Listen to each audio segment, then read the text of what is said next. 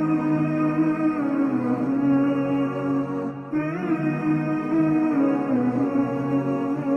لله نحمده ونستعينه ونستغفره ونؤمن به ونتوكل عليه ونعوذ بالله من شرور أنفسنا ومن سيئات أعمالنا من يهده الله فلا مضل له ومن يضلله فلا هادي له ونشهد أن لا إله إلا الله وحده لا شريك له ونشهد أن سيدنا ومولانا محمدا عبده ورسوله قال الله تبارك وتعالى يا أيها الذين آمنوا كتب عليكم الصيام كما كتب على الذين من قبلكم لعلكم تتقون وقال الله تبارك وتعالى في مقام آخر وَلِتُكْمِلُوا الْعِدَّةَ وَلِتُكَبِّرُوا اللَّهَ عَلَى مَا هَدَاكُمْ وَلَعَلَّكُمْ تَشْكُرُونَ وقال النبي صلى الله عليه وسلم من صام رمضان إيمانا واحتسابا غفر له ما تقدم من ذنبه وقال النبي صلى الله عليه وسلم في رواية آخر من قام رمضان ایمانا واحتسابا غفر له ما تقدم من ذنبه او كما قال رسول اللہ صلی اللہ علیہ وسلم۔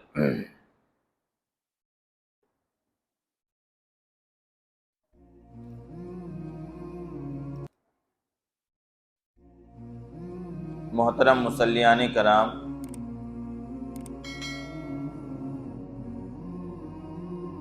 رمضان المبارک کا آج آخری جمعہ ہے۔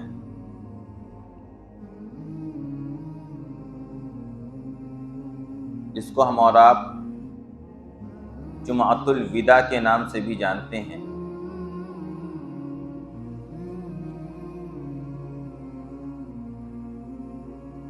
اور اس جمعہ کے متعلق سب سے پہلے تو یہ بات صاف کر لینی چاہیے کہ یہ کوئی مستقل تہوار نہیں۔ رمضان المبارک کا آخری جمعہ مستقل طور پر کوئی تہوار نہیں ہے، اور نہ ہی جمعۃ الوداع من حیث الجمعہ اس کی کوئی حقیقت ہے۔ یعنی ایسا بھی نہیں ہے کہ اس کے متعلق کوئی خاص بات قرآن و حدیث میں آئی ہو، یا یہ کہ کوئی خاص حکم نازل کیا گیا ہو جمعۃ الوداع کی حیثیت سے، ایسی کوئی بات شریعت کے اندر ثابت نہیں۔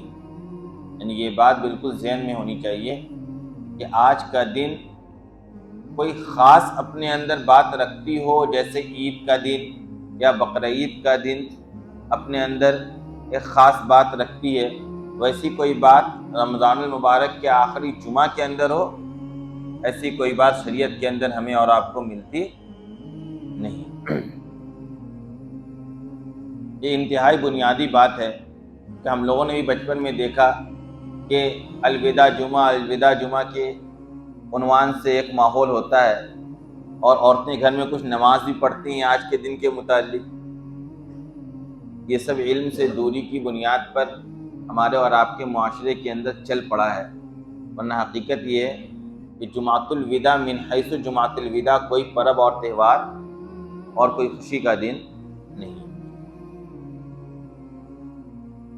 ہاں، کیونکہ جمعہ کا جو دن ہوتا ہے یہ سید الایام ہوتا ہے، یعنی جتنے دن ہوتے ہیں اس کا سردار کون ہے؟ جمعہ کا دن ہے۔ اور رمضان المبارک کا جو مہینہ ہے یہ سید الشہور کہلاتا ہے، یعنی جتنے مہینے آپ دیکھ رہے ہیں ان مہینوں کا سردار، 12 مہینوں کا سردار کون سا مہینہ ہے؟ رمضان المبارک کا مہینہ ہے، کیونکہ اس مہینے کی نسبت خود اللہ تبارک و تعالیٰ نے اپنی طرف کر رکھی ہے کہ رمضان میرا مہینہ ہے۔ تو رمضان المبارک سید الشہور، مہینوں کا سردار، اور جمعہ سید الایام، دنوں کا سردار۔ اس مناسبت سے اس جمعہ کی حیثیت بڑھ جاتی ہے۔ رمضان کے ہر جمعہ کی حیثیت اس معنی کر بڑھ جاتی ہے کہ اس میں دو نسبتیں پائی جاتی ہیں، ایک سید الشہور ہونے کا بھی اور دوسرا سید الایام ہونے کا بھی۔ اور آخری جو جمعہ ہوتا ہے اس کی طرف زیادہ توجہ اس معنی کر اور ہو جاتی ہے کہ اب یہ دونوں نسبتوں کا اختلاط ہمیں ایک سال کے بعد ملے گا۔ اس سے پہلے جو جمعہ تھا اس میں یہ امید تھی کہ ایک جمعہ اور آنے والا ہے رمضان میں، لیکن اب جب رمضان گزر جائے گا تو اب پھر ایسی کوئی جمعہ جو سید الشہور بھی ہو اور سید الایام بھی ہو، یہ اب ایک سال کے بعد آنے والا ہے۔ اور ایک سال کی زندگی بہت بڑی ہوتی ہے، کتنے لوگوں کو نصیب ہوگی، کتنے لوگوں کو نصیب نہیں ہوگی۔ دنیا کا کارواں اسی طریقے سے چل رہا ہے، ہر روز کوئی دنیا میں آتا اور کوئی اس دنیا کو رخصت کہہ کے چلا جاتا ہے۔ تو اس معنی کر آج کے دن یا آج کی جمعہ کی حیثیت بڑھ جاتی ہے۔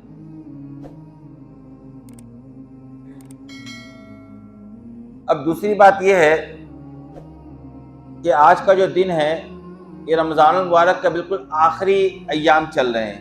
آج 27 روزہ ہو گیا، 2 یا 3 روزہ اور رکھنے کی توفیق اللہ اگر ہمیں دیں گے تو ہم اور رکھ سکیں گے۔ آج دراصل تجزیہ اور احتساب کا دن ہے۔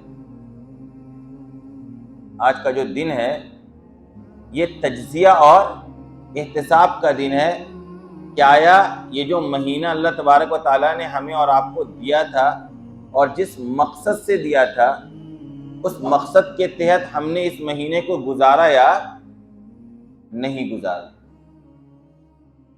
اس چیز پر آج کیا ہے؟ غور و فکر کرنے کا وقت ہے کہ رمضان المبارک کو اللہ تبارک و تعالیٰ نے جن مقاصد کے تحت مسلمانوں کو عطا کیا تھا، کیا ہم نے اور آپ نے ان مقاصد کے پیش نظر رمضان المبارک کا مہینہ گزارا؟ اور رمضان المبارک کا جو اصل مقصد تھا وہ ہمیں اور آپ کو حاصل ہوا یا نہیں ہوا؟ یہ چیز غور کرنے کی آج ہے کہ ہم بیٹھ کر یہ دیکھیں کہ رمضان کا مقصد کیا تھا، اس مقصد کا حصول ہوا یا نہیں۔ اور اللہ تبارک و تعالیٰ نے جتنے بھی احکامات دے رکھے ہیں تمام احکامات کے اندر تربیت کا پہلو بھی ملحوظ ہے۔ کوئی ایسا حکم نہیں ہے شریعت کا جس کے اندر ٹریننگ اور تربیت نہ دی گئی ہو، اور رمضان المبارک کے اندر تو تربیت کا پہلو بہت زیادہ ملحوظ ہے۔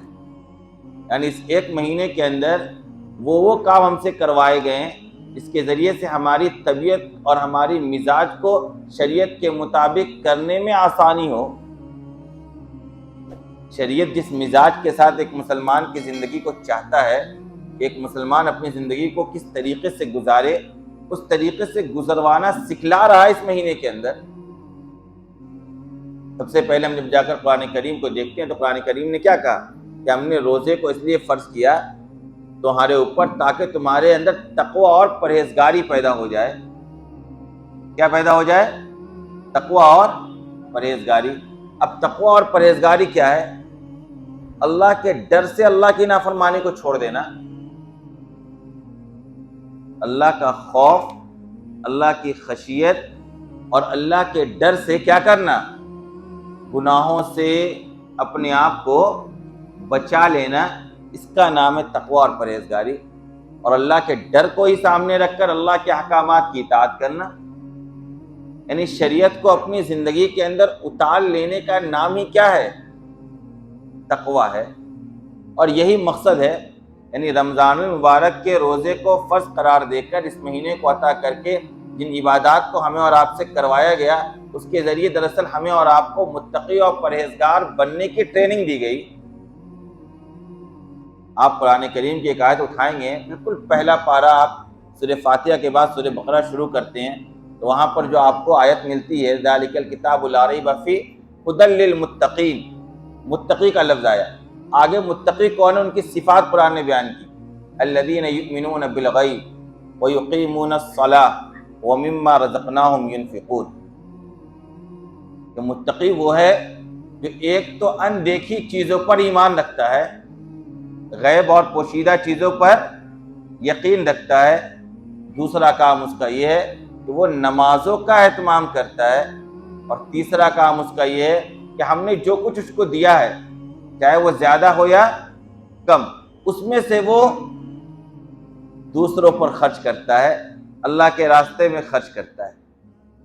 مما رزقناہم، جو کچھ بھی ہم نے دیا ہے، یہ نہیں کہا کہ جب صاحب نصاب بنایا وہی خرچ کرتا ہے، جس کو بہت زیادہ مال و دولت دیا وہی خرچ کرتا ہے، بلکہ جو کچھ بھی دیا وہ یہ سمجھتا ہے کہ میرے پاس جو کچھ بھی ہے اس کے اندر میرے رشتہ داروں کا، میرے پڑوسیوں کا، میرے دوست اور احباب کا، میرے معاشرے اور سماج میں رہنے والے ضرورت مندوں کا کیا ہے، حق ہے، اور اس حق کو وہ لازم سمجھ کر کچھ نہ کچھ اپنے پاس موجود مال میں سے ضرور اللہ کے راستے میں خرچ کرتا ہے۔ یعنی متقی کے اندر یہ تین صفات اتم درجے میں پائی جاتی ہے۔ آپ کو اگر دیکھنا ہے کہ روزہ کے ذریعے ہمارے اندر تقوی اور پرہیزگاری آئی یا نہیں آئی، تو آپ جا کر دیکھیں کہ ان تین صفات سے میں متصف ہوا یا نہیں ہوا، آیا میرا ایمان غیب پر مضبوط ہے یا نہیں ہے۔ بھائی ایک چیز انسان اپنی آنکھوں سے دیکھتا ہے تو دیکھنے کے بعد اس پر یقین کرنا بہت آسان ہے، لیکن ایک وہ چیز جس کو انسان اپنی آنکھوں سے نہیں دیکھتا، کہ ہم نے اور آپ نے اللہ کو دیکھا ہے لیکن اللہ کے وجود کو ماننا، ہم نے اور آپ نے جنت اور جہنم کو دیکھا ہے لیکن جنت اور جہنم کے موجود ہونے کا یقین رکھنا، ہم نے اور آپ نے فرشتوں کو دیکھا ہے لیکن فرشتے کے وجود کا اقرار کرنا، قیامت کے بارے میں جو جو باتیں آئیں اس کو ماننا، اس کا یقین کرنا، یہی ایمان بالغیب۔ متقی پرہیزگار انسان وہ ہے جو اندیکھی چیزوں پر یقین رکھتا ہے۔ آپ اس یقین کو آسان مت سمجھیے، یقین ایسی صفت ہے کہ اس کے ذریعے سے زندگی کے اندر انقلاب برپا ہو جاتی ہے۔ آپ دیکھیے کسی میوزیم وغیرہ میں آپ جائیں تو شیر کی شکل کا ایک مجسمہ بنا ہوا ہے وہاں پر، اور آپ کو چونکہ پتہ ہے یقین سے کہ وہ کیا ہے، شیر نہیں ہے، تو آپ اس کو چھوتے بھی ہیں، اس سے کھیلتے بھی ہیں، اس کے اوپر سوار بھی ہو جاتے ہیں۔ لیکن اگر وہ جو مجسمہ بنا ہوا ہے اچھا خاصا، اس کا 10 گنا بھی نہ ہو، بالکل کم چھوٹے سا بھی اگر شیر حقیقی آ جائے وہاں پر، یا کسی کی ہمت ہے وہاں پر تھوڑی دیر ٹھہرنے کی، فوراً انسان راہ فرار اختیار کرے گا۔ کیوں؟ کیونکہ اس کو یقین تھا کہ وہ تو نقلی شیر تھا لیکن یہ اصلی شیر ہے۔ نقلی سانپ تو ہاتھ میں لے لیں گے آپ، لیکن اصلی سانپ چھوٹا بچہ بھی آ جائے پوری مسجد میں افراتفری مچ جائے گی۔ کیا مطلب ہے؟ یقین ہے اس کو کہ یہ حقیقی سانپ ہے، یہ نقصان پہنچا دے گا۔ تو جب اس درجے کا یقین ہو جائے کہ اللہ کا وجود ہے اور اللہ نے ہمیں پیدا کیا ہے، یہ جو احکامات ہیں وہ اللہ کے دیے ہوئے ہیں، مرنے کے بعد پھر اللہ کے سامنے حاضر ہونا ہے، یہ یقین جب اس درجے کا ہو جائے گا تو آپ بتائیے کیا ہم اور آپ اللہ کی نافرمانی میں زندگی گزار سکیں گے؟ اور کیجیے آپ،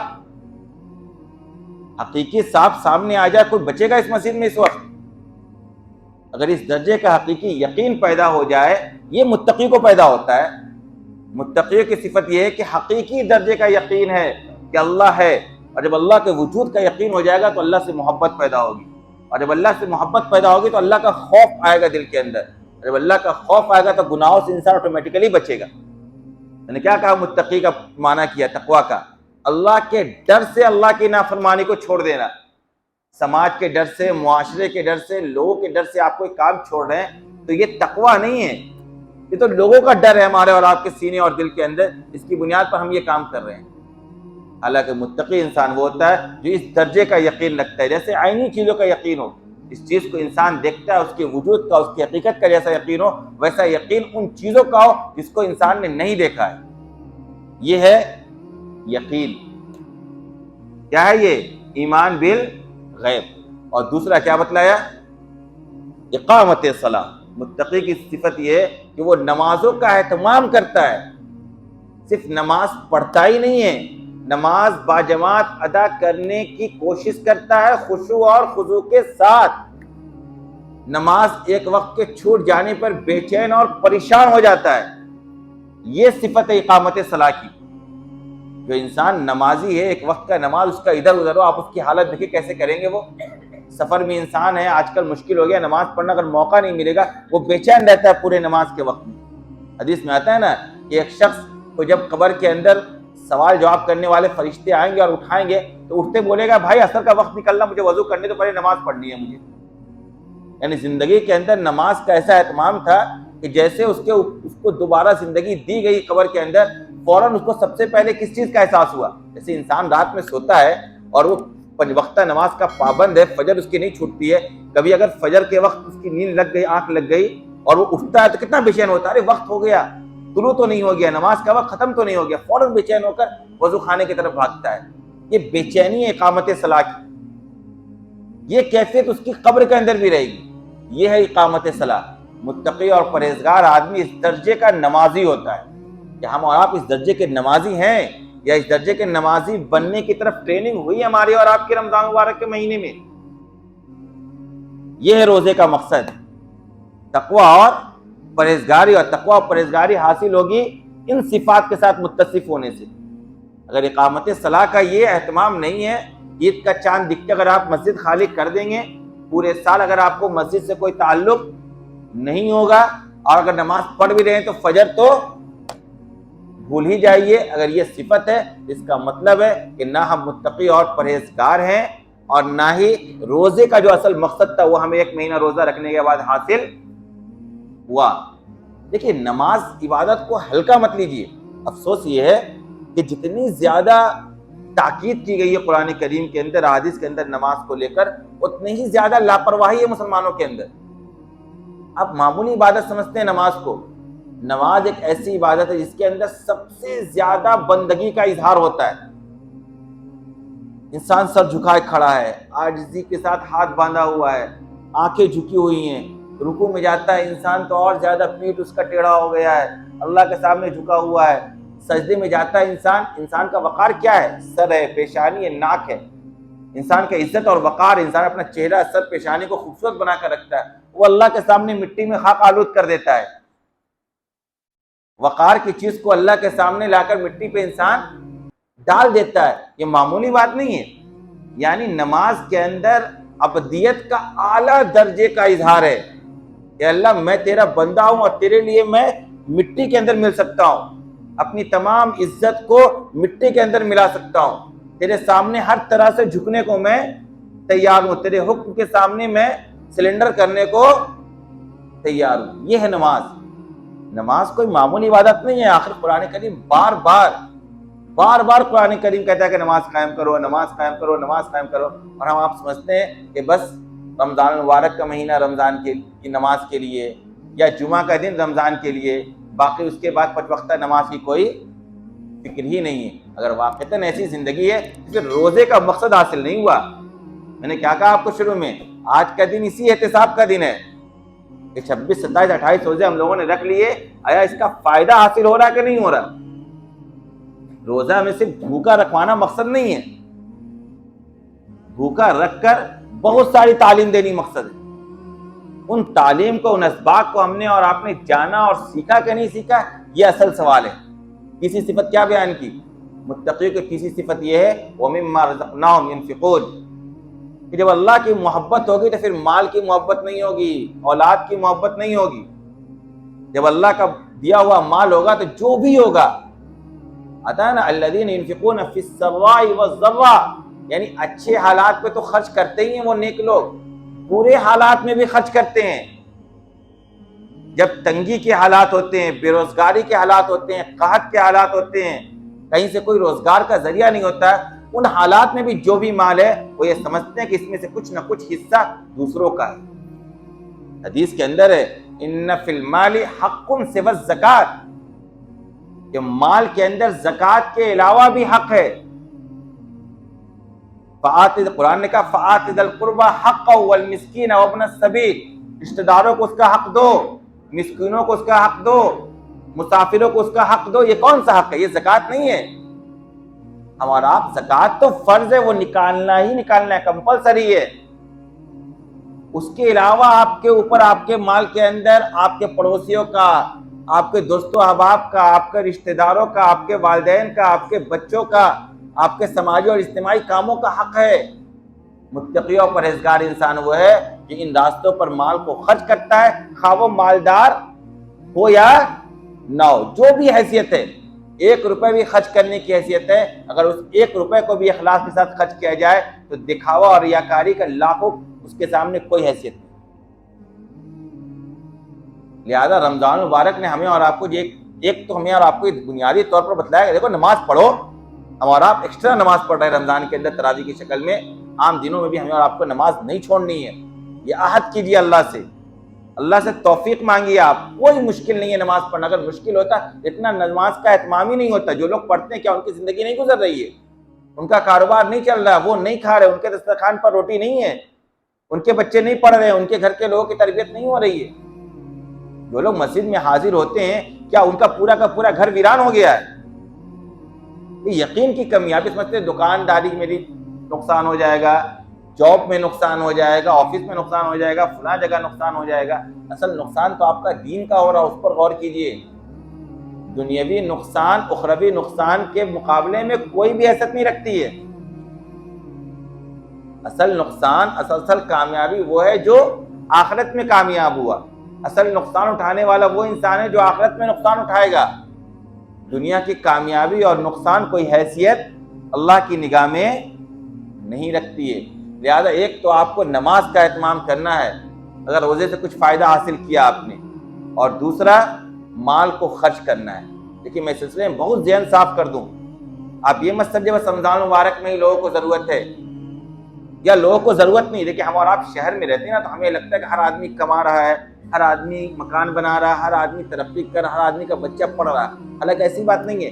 شہروں میں بھی بہت سے ایسے لوگ ہیں جن کی بنیادی ضرورتیں پوری نہیں ہوتی ہیں. آپ جائیے تو تلاش تو کیجئے، آنکھیں تو کھولیے اپنے محلے کے اندر، اور آپ گاؤں دیہات کا رخ کیجئے. ان آبائی وطن آپ کا ہے جہاں سے آپ کے باپ دادا کا تعلق، جا کر دیکھیے آج بھی گاؤں میں آپ کو احتیاج، لاچارگی، بے بسی دکھے گی ہر دیوار کے اوپر. لوگوں کو ضرورت ہے. یہ نظام چلتا رہے گا. امیری اور غریبی کا فاصلہ ختم ہونے والا نہیں ہے. یہ اللہ کا بنایا ہوا نظام ہے. قرآن ہمیشہ باقی رہنے والا ہے. قرآن کے احکامات باقی رہنے والے ہیں. قرآن نے زکوٰۃ دینے کا حکم دیا ہے، تو زکوٰۃ لینے والے کچھ تو لوگ ہوں گے نا دنیا کے اندر. کچھ لوگ ایسے ہوں گے جن کی فائنینشیل کنڈیشن ایسے ہی ہوگی، جو ضرورت مند ہوں گے. آپ کو اب جو مال خرچ کرنا اس مہینے میں، آپ کو کہا صدقۃ الفطر ادا کرو، صدقہ کرو، لوگوں کو افطار کراؤ، ضرورت مندوں کی ضرورت پوری کرو. مزاج بنایا، ٹریننگ دیا کہ آنے والے 11 مہینے بھی تمہیں یہی کرنا ہے.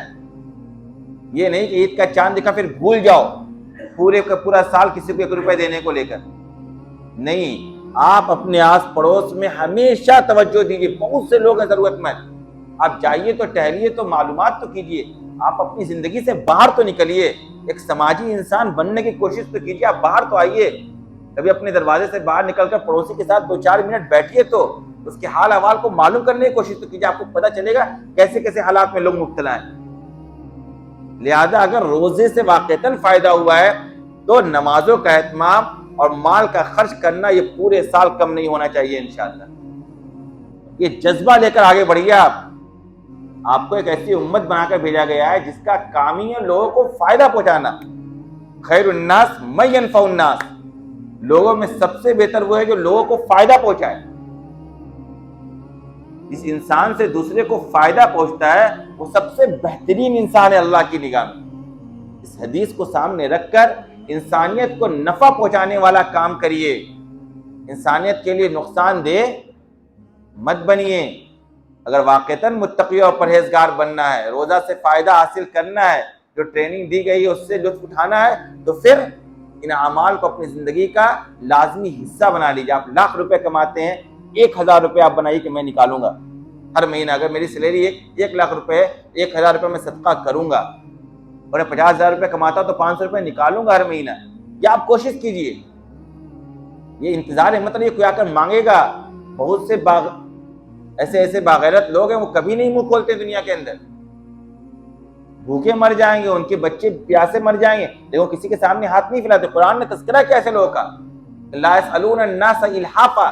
یہ لوگوں کے سامنے ہاتھ پھیلا کر اور سوال نہیں کرتے ہیں. ایسے لوگ ہیں جن کی صفت قرآن نے بیان کی کہ ضرورت ہے ان کو، لیکن لوگوں کے سامنے کبھی ہاتھ نہیں پھیلاتے. ایسے لوگوں کو تلاش کیجئے جا کر کہاں ہیں ایسے لوگ، اور ایسے لوگوں کے اوپر اپنا مال خرچ کیجئے اور لازمی حصہ سمجھیے. زکوٰۃ تو 2.5% ہے، سال میں 1 مرتبہ ہے. اللہ آپ کو ہر روز روزی سے نواز رہا ہے، ہر دن کھلا رہا ہے. کوئی دن خالی نہیں جاتا جب اللہ کا رزق ہمیں اور آپ کو حاصل نہ ہو. تو اللہ کے احکامات بھی ہر دن کے لیے ہیں. زکوٰۃ دیکھ کر یہ مت سمجھیے کہ میں نے احسان کر دیا، یہ خیال ہی باطل ہے۔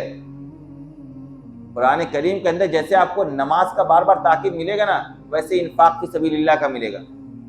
جو لوگ اللہ کے راستے میں خرچ کرتے ہیں ان کے لیے جنت ہے، جنت کے باغات ہیں، اللہ کے یہاں اجر ہے، مغفرت ہے، بخشش ہے، طرح طرح کے وعدے، 1 سے لے کے 700 گنا تک ثواب ہے۔ قرآن کو پڑھیے تو کبھی جا کر دیکھیے تو۔ ابھی کل یہ ہم لوگ مسئلہ پڑھتے ہیں، اس میں ایک حدیث آئی نا، جو کسی بندے کی ضرورت میں لگتا ہے اس کو 10 سال اعتکاف کرنے کا ثواب ملتا ہے۔ 10 سال اللہ کے لیے اللہ کی مسجد میں ٹھہرنا معمولی بات ہے، اس سے زیادہ ثواب ملتا اگر آپ اپنی اللہ کے کسی بندے کی ضرورت کی تکمیل کر رہے ہیں، اس کی ضرورت کی فکر کر رہے ہیں۔ یہ مزاج بنایا گیا ہے مسلمانوں کا۔ اسلام نامی ہے ان اچھی اچھی صفتوں کے ساتھ متصف ہونے کا، اس نے اخلاق پیدا کرنے کا نام کیا ہے؟ اسلام ہے۔ یہ ہے اصل روزے کا مقصد۔ اگر یہ ان چیزوں کو ہم نے حاصل کیا تو واقعتاً روزہ رکھنا ہمارا کیا ہے؟ بہتر ثابت ہوگا۔ ورنہ آپ دیکھ لیں یہی دن آج کا دن ڈرنے کا بھی ہے۔ حدیث کے اندر آتا ہے کہ وہ شخص جس کو رمضان المبارک کا بابرکت مہینہ ملا ہو اور اس نے اللہ کی عبادت کر کے اللہ کو راضی کر کے اپنی بخشش نہ کروائی ہو، وہ تباہ اور برباد ہو جائے۔ یعنی اس مہینے کے اندر تو اللہ بہانہ ڈھونڈ رہا تھا، بلکہ بے بہانہ معاف کر رہا تھا کہ روزہ رکھ دو معاف کر لیں گے۔ من صام رمضان ایمانا واحتسابا غفر له ما تقدم من ذنبه، جو بھی روزہ رکھے گا ایمان اور ثواب کی امید سے اس کے تمام گناہ معاف۔ من قام رمضان ایمانا واحتسابا غفر له ما تقدم من ذنبه، جو بھی رات میں تراویح پڑھے گا اللہ کے اوپر یقین رکھتے ہوئے ثواب کی امید سے، اس کے سارے گناہ معاف۔ جو کسی کو ایک کھجور سے افطار کروائے گا اس کے گناہ معاف، جو اللہ کے راہ میں مال خرچ کرے گا اس کے گناہ معاف، جو اللہ سے مانگے گا میں اس کو دینے کو تیار ہوں، جو بخشش چاہے گا اس کو معاف کرنے کو تیار ہوں۔ اتنا زیادہ آفر تھا، اتنی زیادہ چھوٹ تھی، تب بھی اگر ہم اور آپ محروم رہ گئے اور اس بھیڑ میں اگر ہماری اور آپ کی بھی معافی نہیں ہوئی تو سوچیے ہم سے اور آپ سے زیادہ کوئی محروم القسمت انسان ہو سکتا ہے؟ ایسے شخص کے بارے میں آپ حضرت جبرائیل نے بد دعا دی کہ وہ شخص بالکل برباد ہو جائے، کہ رمضان مبارک کا مہینہ ملا پھر بھی وہ اللہ کو راضی نہیں کر سکا، اللہ سے اپنی معافی نہیں کروا سکی۔ لہذا اللہ سے اب بھی وقت ہے 2-3 دن رو کر دھو کر توبہ کر کے اللہ سے اپنی معافی کروانے کی فکر میں لگ جائیے، ورنہ رمضان گزرنے کے بعد آئندہ رمضان ملے یا نہ ملے کسی کو پتہ نہیں ہے۔ موت زندگی کا حال تو پانی کے بلبلے کی طرح ہے، اٹھتا ہے ختم ہو گیا۔ اب بلبلہ کتنا دیر ہوتا ہے پانی کے اندر، دیکھا ہے آپ نے؟ ایک اینٹ پھینکیے آپ، ایک پتھر، تو بلبلہ اٹھے گا اور ختم، بس وہی ہے زندگی کی حقیقت۔ ابھی آپ موجود تھے، ابھی ختم۔ لوگ کہتے ہیں ابھی تو میں مل کے آیا، لوگ کہتے ہیں ابھی تو میں نے ان کو دیکھا وہ دودھ لے کر آ رہے تھے، لوگ کہتے ہیں ابھی تو وہ مجھے سلام کر کے گئے، ابھی تو مجھ سے مصافحہ۔ ارے ابھی تو تھے، ابھی کی زندگی تھی، یہاں ختم۔ موت اسی کا نام ہے کہ ابھی آپ موجود تھے اور ابھی اس دنیا سے چلے گئے۔ لہذا زندگی بہت بڑی نعمت ہے اللہ کو راضی کرنے کو لے کر، اعمال صالحہ کرنے کا موقع اس دنیا کے اندر ہی ہے۔ ایک آیت میں ہمیشہ عشاء کی نماز میں تلاوت کرتا ہوں، یا ایھا الذین آمنوا لا تلھکم اموالکم واولادکم عن ذکر اللہ ومن یفعل ذلک فاولئک هم الخاسرون وانفقوا مما رزقناکم من قبل ان یأتی احدکم الموت، ہم نے تم کو جو روزی دیا ہے نا اس کو خرچ کرو اس سے پہلے کہ تمہیں موت آ جائے، یعنی موت آنے سے پہلے خرچ کرو۔ کیوں؟ جب موت آ جائے گی لولا اخرتنی الی اجل قریب، کیوں؟ کیونکہ موت آنے کے بعد تم کہو گے نہیں اللہ تھوڑی سی اور مہلت دے دے کہ دنیا کے اندر جاؤں اور جو مال پڑاؤں صدقہ کر کے آؤں۔ وہاں جا کر انسان حسرت کرے گا کہ شاید تھوڑی سی اور مہلت مل جاتی تاکہ کیا کر لیتا، میں اپنے مال کو صدقہ کر لیتا، فاصدق واکن من الصالحین، اور نیک لوگوں کے میں شامل ہو جاتا۔ قرآن نے کہا وَلَن يُؤَخِّرَ اللَّهُ نَفْسًا إِذَا جَاءَ أَجَلُهَا، کہ اللہ تبارک و تعالیٰ جب بھی کسی انسان کے موت کا وقت آ جاتا ہے پھر اس کو 1 سیکنڈ کا بھی مہلت نہیں دیتا ہے۔ ساری مہلت یہ زندگی ہے۔ زندگی سب سے بڑی نعمت ہے اللہ کو پانے کا، اعمال صالحہ عمل کا دروازہ اس دنیا کے اندر ہی باقی ہے۔ مرنے کے بعد کوئی موقع نہیں رہے گا سوائے حسد کرنے کا کہ کاش کچھ موقع ملتا تو مال صدقہ کر کے آ جاتا۔ آج دنیا کے اندر کہا جاتا ہے صدقہ کرو، دیکھو اپنے آس پڑوس میں اپنے ضرورت مندوں تک پہنچو، تو لوگ یہ سمجھتے ہیں کہ بس سب کچھ بہتر چل رہا ہے۔ نہیں، کل قیامت کے دن انہی چیزوں کی حسرت ہوگی کہ کاش ہم سب کچھ کر کے آئے ہوتے تو آج یہاں پر افسوس سے کف کو ملنا نہیں پڑتا۔ اللہ تبارک و تعالی ہم سب کو ان سب باتوں پر عمل کرنے کی توفیق عطا فرمائے اور ہم سب کی روزے کو اور عبادتوں کو قبول فرمائے.